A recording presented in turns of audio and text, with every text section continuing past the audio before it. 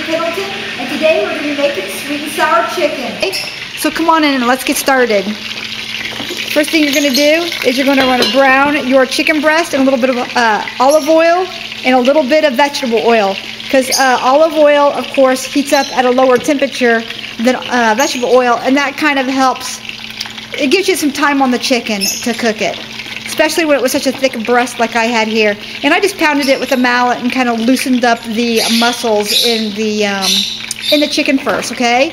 Now back here we have our parboiled rice, and we went ahead and started it first because it takes a little bit of time. It looks really good. I think we can go ahead and shut that off. I'm on a glass top stove, so if I turn the heat off, it will continue to act as a warmer. So I just have to be careful. Make sure nothing's sticking to the bottom there. That is perfect.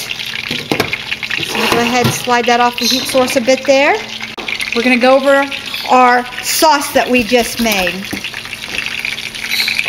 So what we've got here is we've got a 1/4 cup of water, 1/3 of a cup of white distilled vinegar, about 1/8 of a cup of this Just Tart straight up cherry juice. It has no, it's completely organic. It has no sweeteners. It has nothing in it. Just straight up cherry juice.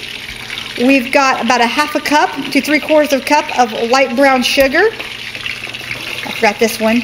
We also have about 1/8 of a cup of white sugar. You can go all brown sugar if you like. We've got about 1/4 to 1/2 cup of our gluten-free flour mix, or you can just use cornstarch, tapioca flour, you know, whatever, float your boat on that. You know, whatever you want to use for your thickener. And then I wouldn't do flour though, because cornstarch and the tapioca type flours, they do have a clear, you know, they thicken up clear. And then a little salt and pepper, just a pinch of each. I put in a few dashes of celery salt, not much.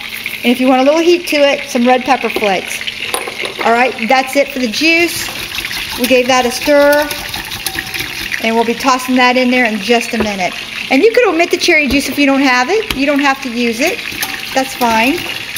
Now also to this, we've also added the juice from our pineapple, okay? Now I got this on sale at 50% off, so I only paid 50 cents for this can of sliced pineapple, and I just sliced it in the can myself. When the rings are in there, I just took a tall knife and put in there and just kind of cut that direction all the way around, and then I kind of stirred it up a bit, and then I had cut up pineapple. Now we also want some whole sliced water chestnuts. See that? That was an oxymoron, wasn't it? Whole and sliced. But anyway, sliced water chestnuts. And you want to drain this and rinse this. And remember, the juice from the pineapple goes into the sauce. That's where we get some of our fluids from. So we have a sweet, and we have a tangy, and we have a little bit more tangy. Right there's the cherry juice. Now for vegetables, we have some thinly diced celery. We have some julienne carrots that I have left over in the refrigerator. And we have some red and yellow bell peppers. I think we have some orange bell peppers in here as well. And you just want about a cup of each, and that's fine. However much, that's fine. So there we go. And we're just going to continue to cook this chicken breast for another 5 minutes. Okay, we've just cut up our chicken breast. And we're just going to put in our pineapple here. Oops, I still got one here in the bottom. We'll cut that up here in just a minute. We're going to add our water chestnuts. There we go. Got them all out but one. There we go. And we're going to add all of our vegetables. And we're just going to stir this together. Isn't that colorful and pretty? Okay. And we're just going to toss all this together.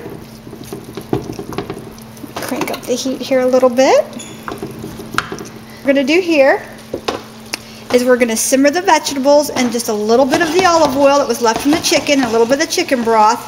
We're going to simmer that together, covered, for about 10 minutes, and we'll be right back. And you want to add about a tablespoon to 2 tablespoons of soy sauce. Okay, we've just stirred this and we're ready to pour this in. I always add the soy sauce last. I don't know why, it's just me, because I'm afraid it might lose its flavor. You can see our vegetables are steaming. Oh, I think they got a little bit longer here. Maybe another minute or two. Okay, we're ready to go. I just tasted a carrot and it was perfect. Now we're just going to take our juice, pour that in. We'll get the rest of that out here in just a minute because I need that. I'm going to give it a stir and we're going to bring this up to a simmer, just a calm simmer, and we're going to simmer this for about 4 to 5 minutes, okay? We're done and we're going to be ready to serve this and plate this over the rice. And we'll be right back. You'll want to keep stirring this. Okay, don't want this thickens up really fast, okay? See how fast that thickens up? It's not even bubbling yet. It's just starting to simmer. Okay, if you feel like you need to water it down a little bit, then you use a little bit more of fruit juice of some sort, like, pear juice, pineapple juice that we have in it, some more cherry juice. But don't add any more water or vinegar to it. Just add more of the fruit juices. Little orange juice even, just whatever you have on hand, that will work. And then just make a note of it, and the next time reduce the cornstarch a little bit. Look at that. Isn't that nice? It's got a nice clear texture to it. That juice is perfect. Okay, we're going to let this, I think it's perfect for me. So, sorry about my lovebirds, you can hear them in the background. So I'm just going to cover this up, turn this on a low simmer, and I'm just going to let this simmer just like this right here, anywhere between 3 and 5 minutes, and then we're going to plate this and we'll be right back. And here you have it, my sweet and sour chicken.